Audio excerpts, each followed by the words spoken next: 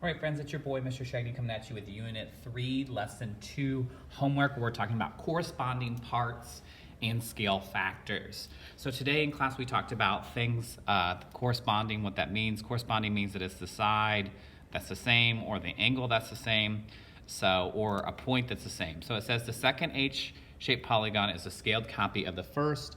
On your assignment, it seems like the boxes are not as present. So it says show one pair of corresponding points. So I can pick any point on the first shape, and I'm going to label this A. And on here, I need to also identify the corresponding point. So this could be labeled I.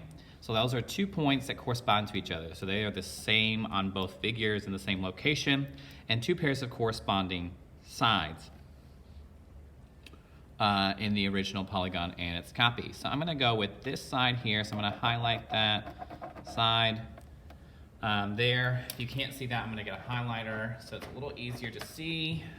So this side is highlighted here, and that side would highlight to that side as well. That's 1 pair of corresponding sides, and then I'm going to correspond that side to that in the middle as well.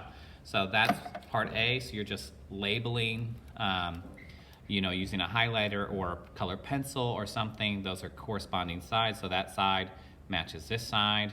These are the same. They're talking about corresponding. And then this is the same as well. So those correspond with each other, which means that when we're talking about scaling something, when you're looking at this side length, right, it needs to be multiplied by a number to give you that side length. So now it says what scale factor, so that would be part 1 would be what we just did was just label. And then the second part says what scale factor takes the original polygon to its smaller polygon. So really closely, I'm going to zoom in here. So really closely you can see that there are some squares here. This looks like this is 1, 2, 3, 4 units long. And here, that looks like it's only 1 unit long. This is, or maybe that is 2.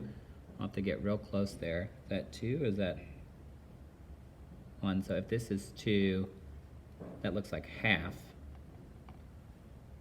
So if I look at that, what would happen to 4 to make it 1?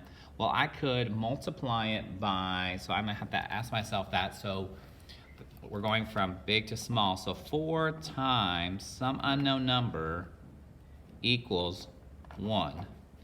So 4 times some number equals 1. To undo this operation, remember we divide both sides by 4, kind of like what we did yesterday to prepare us for this. And so I know that question mark equals 1/4. And if I take 2 and I multiply it by 1/4, it is going to give me 1/2. So the scale factor is 1/4. And so this problem comes from, how I set this up, this comes from homework question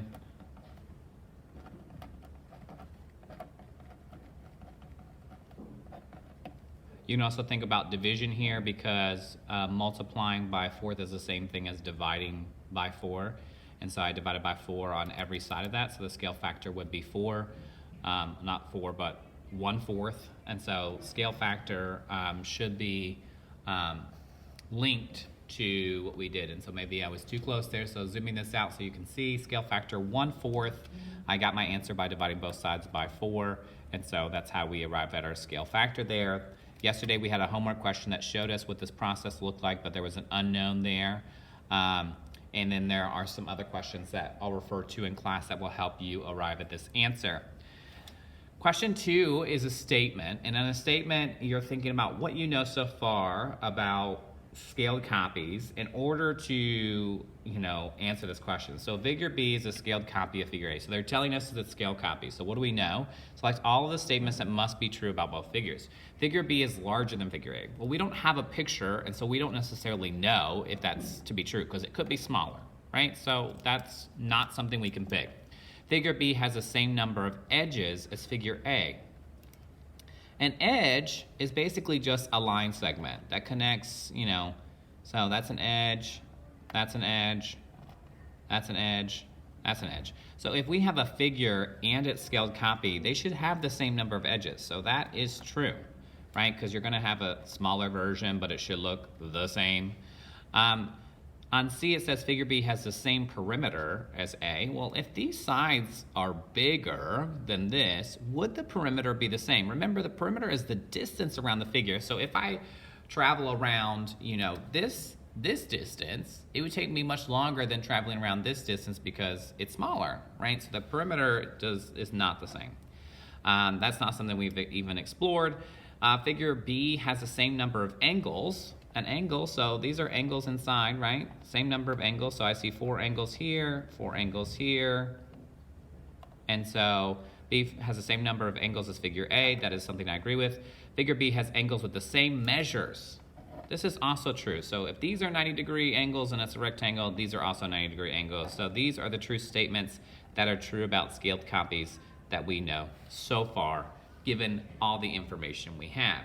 So that's how to do question 1 and question 2. Notice here that this is a straight application question. It's asking you so far, using your definition of a scaled copy, from lesson 1 to lesson 2, what is it that you know to be true about all scaled copies, right? And so that's what we're really trying to arrive at. Question 3.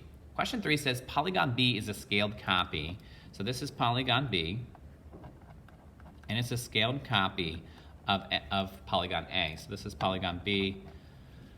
What is the scale factor? So what is the scale factor? What are we multiplying? Because remember, a factor is a number that's multiplied to another number to make it, either bigger or larger. So what are we multiplying by to get this over here? So I'm gonna look at 2.5. What times 2.5? So some number times 2.5. So I'm gonna write it just how we've set it up. Some number times 2.5 equals 5. I could divide both sides by 2.5 because I want us to practice this. 5 divided by 2.5 equals 2. Scale factor of 2. So that would be true for every side of this. Now that I know the scale factor is 2, I'm going to take that information, I'm going to apply it to the rest of this problem. So it says find the missing length of each side marked with a question mark.